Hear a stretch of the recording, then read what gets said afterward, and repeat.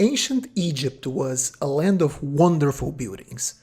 The pyramids of Giza, the gigantic temple complexes of the pharaohs, and of course, the many great buildings raised by the Ptolemies in their capital of Alexandria.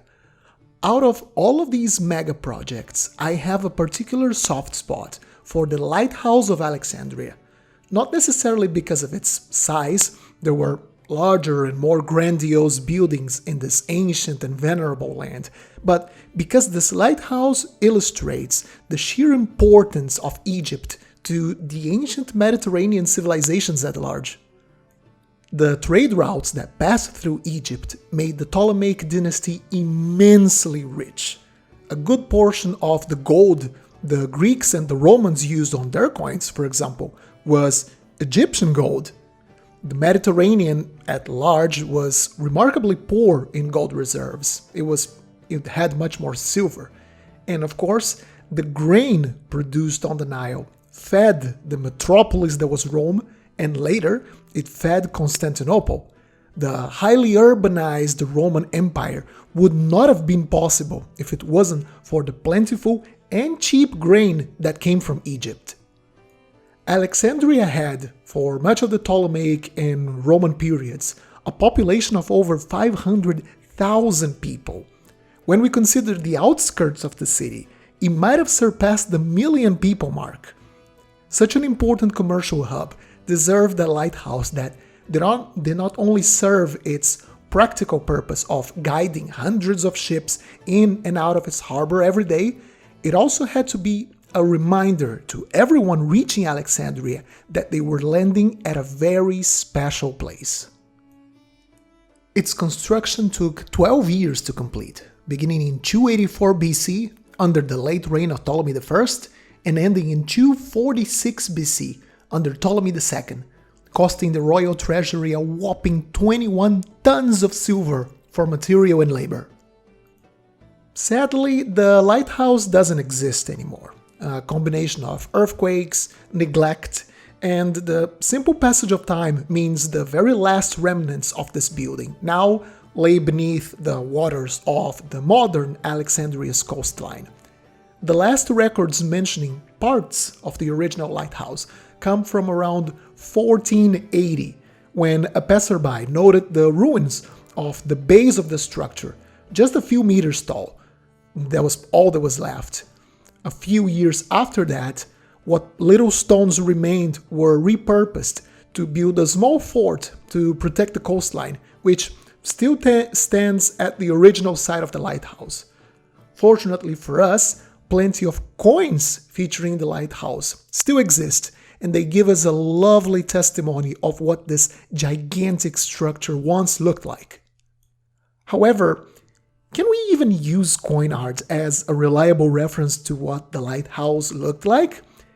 It is a direct, contemporary source, but of course it is small. There's only so much visual information we can pack on a tiny coin, so the best way we can get this answer is by looking at a coin and compare it against historical testimonies of people who saw the lighthouse. This lovely piece we have here today was filmed by a friend of the channel, known as the Connoisseur. I'll leave a link to his Instagram page on the video description so you can see the great coins he has. What we have here is a drachma, struck at Alexandria under Emperor Antoninus Pius in 139 AD. By the time this coin was made, the Romans had been in control of Egypt for over 1.5 centuries. The lighthouse itself had been standing for over 4 centuries.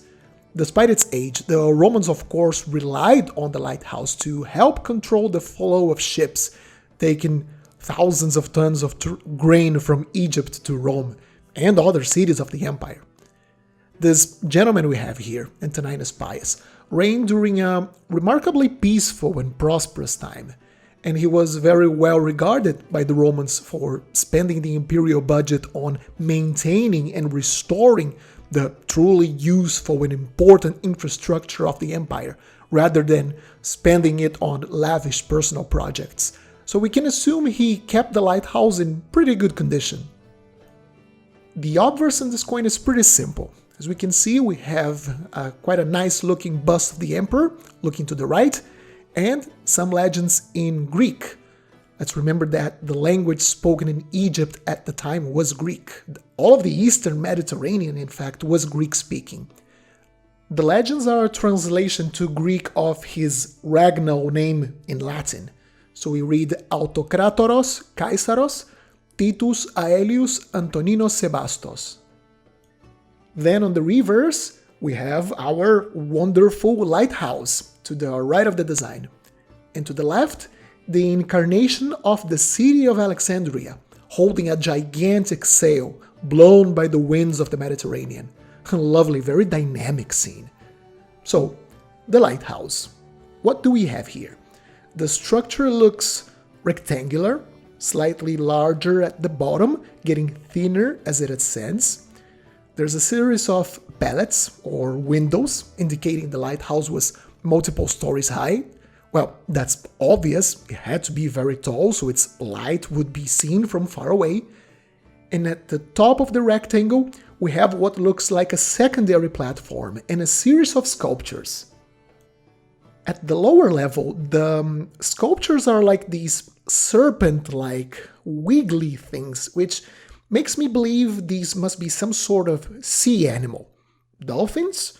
Maybe the mythological Triton or the hippocampus, a creature half horse, half fish.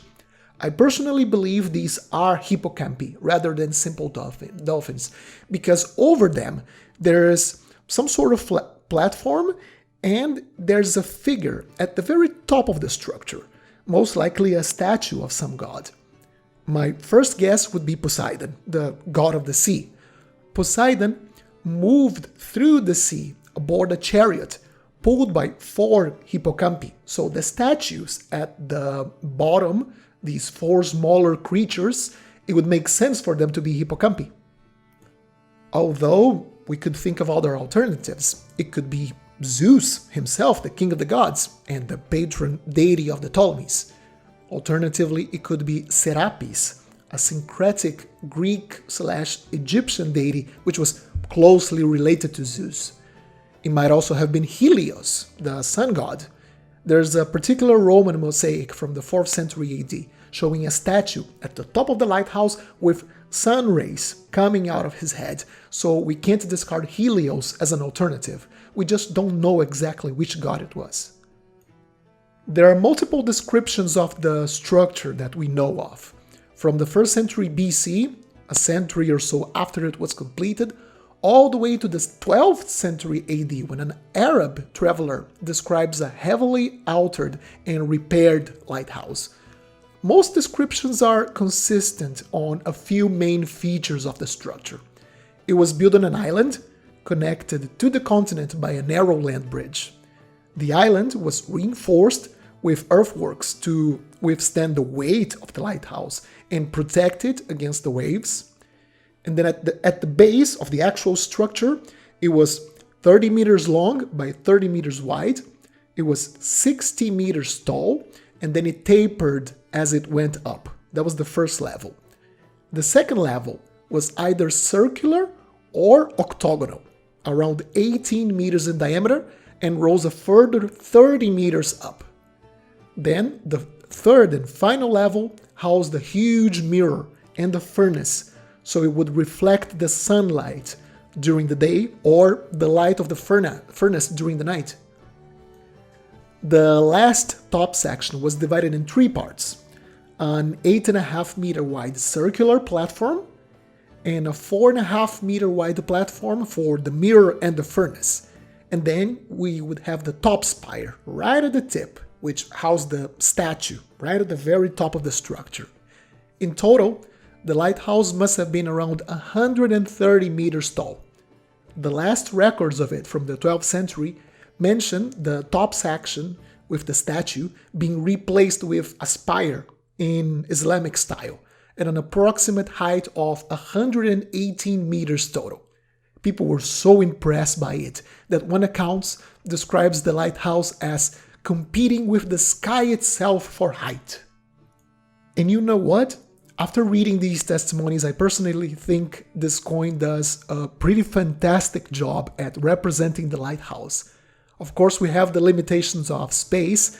A coin isn't necessarily a very big canvas for making art, and we're talking about a mass-produced object, so engravers did not have much time to add lots of details to the dies.